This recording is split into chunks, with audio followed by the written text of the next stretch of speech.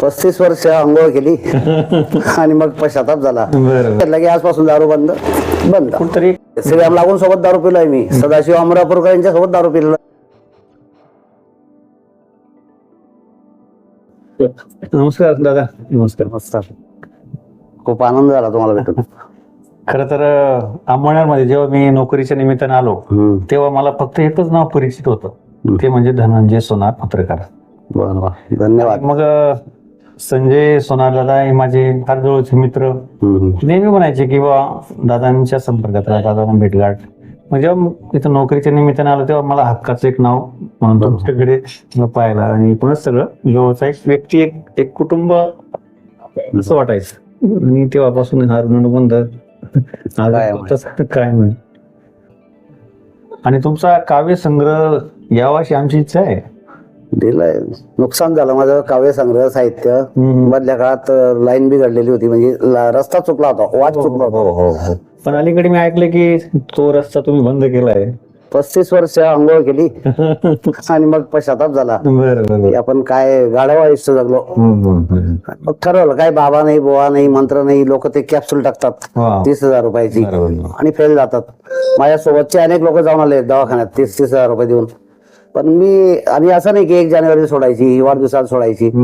अचानक निर्णय घेतला की आजपासून दारू बंद बंद. कुठतरी एक निर्णय घेतला की हे नको आता. स्वतःला म्हणजे नाशी आला होता की नको आता हे. बरोबर. आणि मग सोडेपर्यंत मला असं नुकसान वगैरे काही नव्हतं माझं जाणवत. पण सुटल्यानंतर लक्षात आलं की आपण किती मूर्खपणा केलाय, काय काय नुकसान झालंय आपलं. इमेज बिघडली, आर्थिक नुकसान झालं. पाजणारे भरपूर भेटायचे, मला स्वतःचा पैसा 1 रुपया लागायचा नाही. पण आपली इमेज जी बदलली लोकांमधली, तर ती सोडल्यानंतर लक्षात आलं की आता उजळायला लागलाय ते.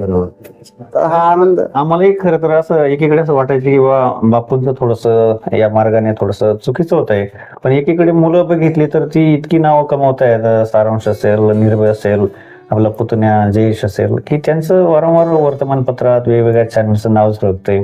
आम्हाला की वाटायचं की ही पोरं एवढी सोन्यासारखी पोरं आहेत आणि कुठतरी बापूंचा एक मार्ग थोडा चुकलेला आहे. आणि शेवट का असे ना, पण तुम्ही फार निर्णय घेतला. चुकलं होतंच, पण माझ्या दारूचा घरच्यांना त्रास नाही, कुटुंबाला त्रास नाही, समाजात त्रास नाही. दारू पिऊन पडलो नाही, लोळत आलो नाही, कोणी मला पोचवायला आलं नाही. मी माझ्या पद्धतीने पेलोच. पण ते वाईटच होतं हे त्याच्यानंतर लक्षात आलं की फार मूर्खपणा केला आपण. त्याच्याने अनेक माणसं तोडली जातात वगैरे. तोडली, काही जोडली पण त्याच्यामुळे, पण जोडली ती कामाची नव्हती. मग ती बिना कामाचीच भेटली. बघ, पण शेवटी चांगला निर्णय घेतला तुम्ही. म्हणजे अशी पण माझ्या भाग्य नाही दारू आहे. श्रीराम लागून सोबत दारू पिलोय मी, सदाशिव अमरापूरकर यांच्या सोबत दारू पिलोय चिपळूणला. तर अशी पण मजा केली आहे. पण मग त्याच्यात वाहून गेलो होतो. अभिनंदन मनापासून. त्या मार्गाकडे तुम्ही आता बंद केलंय. असे फार कमी लोक भेटतात मला सपोर्ट करणारे. की आता बाहेर निघालं की पहिला फोन असेल हे आजचे दिवस अपवाद. पण तसं काही आता अपवाद होणार नाही. तुमच्याकडून एक अपेक्षा करेन आणखी की साहित्य क्षेत्रामध्ये किंवा एकूणच वाङ्मयीन पर्यावरणाला तुम्ही थोडासा हातभार लावावा. वेगवेगळे लेखक, वक्ते, वेगवेगळे कार्यक्रम आपण आपल्या गावामध्ये वेगवेगळ्या साहित्य संस्था आहेत. मराठी साहित्य परिषद असेल, खानदेश साहित्य संघ असेल किंवा मराठी वाङ्मय मंडळ, एकूणच ज्या काही साहित्य संस्था आहेत त्या संस्थांच्या माध्यमातून तुमचेही बरेच लेखक, कवी मित्र वगैरे आहेत. त्या सगळ्यांच्या मदतीने आपण अंमळनेरची सांस्कृतिक साहित्य ही जी भूमी आहे तिला आणखी आपण कसं वृद्धिंगत करू. आता तिकडचा वेळ वाचलाय तो इकडे लावू, असं तो वेळ आता त्याचा सदुपयोग जास्तीत जास्त करू. अधिक आणखी काही राहिलेले काही वाचनाचे काही वाचन पण चाललंय आता हळूहळू. परिवार आनंदी झालाय, वाचनाकडे कल वाढलाय ऑटोमॅटिक. पण परिवार आनंद, सगळेच आनंद, म्हणजे माझ्या बहिणी, आई, भाऊ सगळ्यांना जे आनंद झालाय ती पावती आहे. दिगंबर सर फार बिग नाव आहे तसं आर्थिक आणि धार्मिक, शैक्षणिक आणि धार्मिक क्षेत्रात.